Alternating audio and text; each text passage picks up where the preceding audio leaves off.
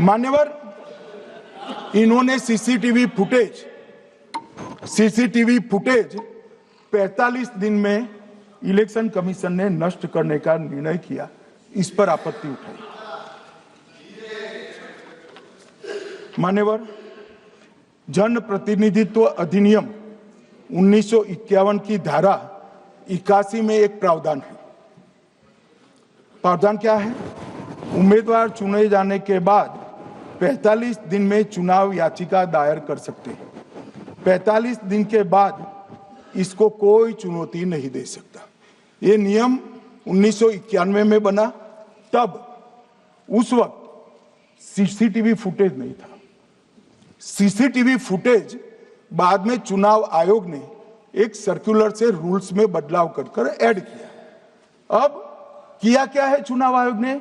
CCTV footage का जो record है उसको जन प्रतिनिधित्व अधिनियम की 1951 की धारा 81 के साथ संरक्षित किया है, मतलब अलाइन किया है कि 45 दिन के बाद कोई डिस्प्यूट की प्रोविजन ही नहीं है एक्ट में, तो 45 दिन के बाद ये सीसीटीवी फुटेज क्यों रखना चाहिए?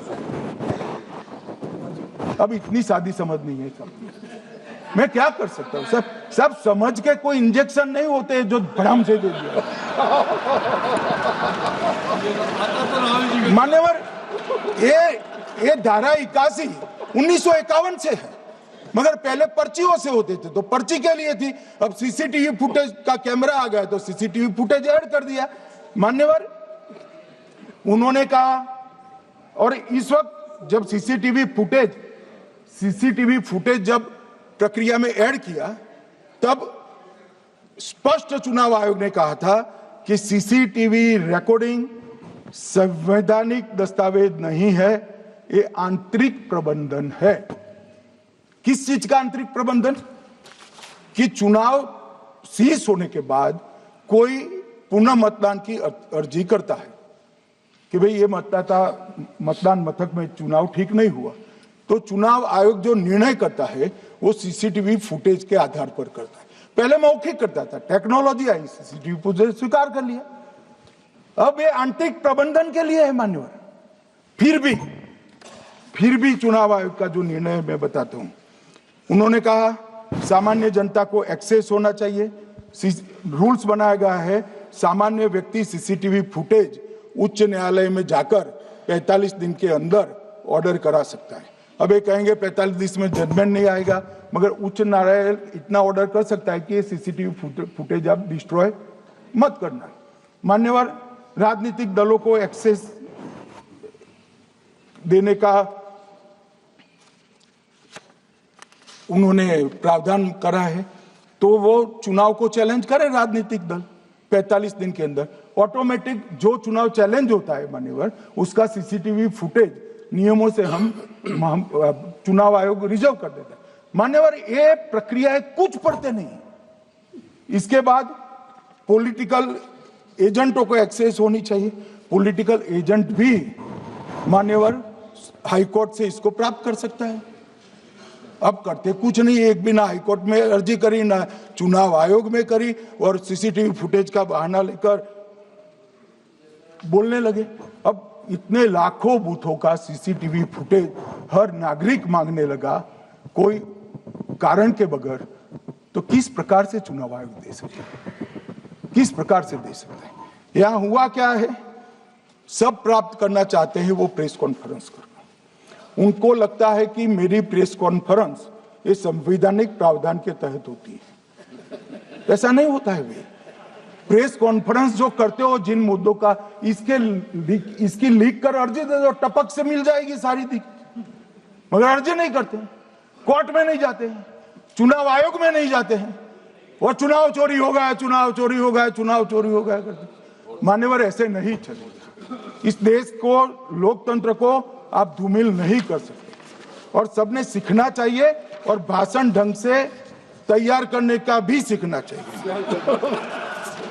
मान्यवर,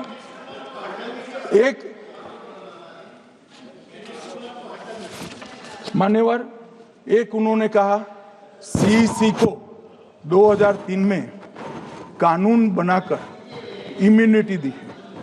मान्यवर, representation of the people act 1950 में ही ईसीआई के अधिकारियों को जो इम्यूनिटी प्राप्त है उससे जरा भी बढ़ोतरी नहीं करी। हमने सिर्फ रिप्रेजेंटेशन ऑफ 1951 के एक्ट को पुनरावृत्ति की है। मान्यवर, आरपीए एक्ट की धारा 32 और आरपीए एक्ट 51 के सुधार की धारा 146C कहती है कि चुनाव आयोग के कोई भी अधिकारी जिसमें इलेक्शन कमिश्नर आ जाते हैं, इस पर कोई मुकदमा चुनाव प्रक्रिया के लिए नहीं चल सकता। ये प्रावधान है मान्यवर, और वो प्रावधान को 23 के कानून में इसको भी हमने संरेखित किया है मान्यवर।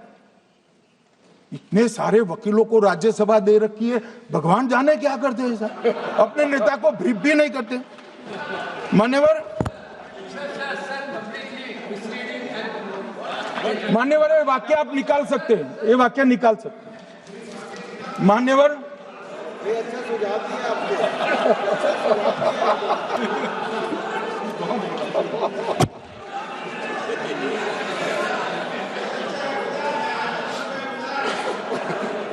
मान्यवर, फिर ये सब हो रहा कल देर रात को मान्यवर मैं मेरा भाषण तैयार कर रहा, तो मैंने अपने आप को पूछा कि ये सब इतना स्पष्ट है तो ये मुद्दा क्यों उठा रहे। मेरी समझ में अगर इतना पढ़कर आता है तो उन्होंने भी तो पढ़ा होगा। ये मुद्दा क्यों उठा रहे? मूल मुद्दा है अवैध घुसपैठियों को मतदाता सूची में रखने। इन लोगों ने मान्यवर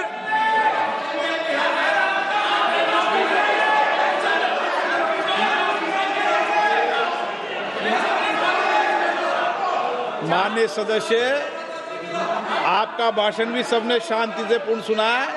आप भी सुनने की सामर्थ्य रखो। नहीं, आप सुनने की सामर्थ्य रखो। नो, प्लीज बैठिए, सुनो, पूरा भाषण सुनो। आप जब बोलते हैं तो इधर भी सुनते हैं, आप भी इधर भी बोलते हैं, इधर सुने।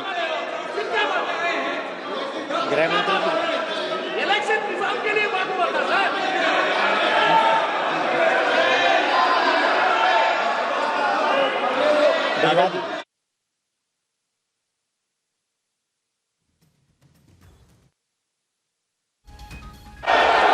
माननीय सदस्य, आप जब बोलते हैं तो इधर भी सुनते हैं, पूरे सुनने की क्षमता रखो। सर, ये लोग डर गए हैं, जवाब नहीं सुन सकते हैं। इतना दिनों से देश के सामने में झूठ फैला करके इन्होंने गुमराह करके चर्चा मंगा। आज गृह मंत्री जी एक बात का जवाब दे रहे हैं, ये भाग गए, डर गए, सुन भी नहीं सकते हैं। अगर ये सुन नहीं सकते हैं, इतना दिनों से संसद का समय बर्बाद क्यों किया? अगर सच्चाई नहीं सुन सकते तो इतना दिनों तक सरकार पर संसद का समय लोगों को भ्रम फैला करके क्यों समय बर्बाद किया? ये दिखा रहे, हमको मालूम था ये भागने वाले हैं। सच्चाई को सुनना चाहिए, सच्चाई को सुनना चाहिए। और जब सच्चाई सामने में आया तो डर गए, सुनने का कैपेसिटी तक नहीं है और इतना गुमराह किया। पिछले सेशन का पार्लियामेंट सेशन इन्होंने तबाही किया, मॉनसून सेशन को भी इन्होंने बर्बाद किया इसी मुद्दे पर, और ये हमारे शीतकालीन समय को भी इन्होंने 2 दिन बर्बाद किया। आज बारीकी से जब बता रहे थे ये लोग भाग गए, ये तो ठीक नहीं है।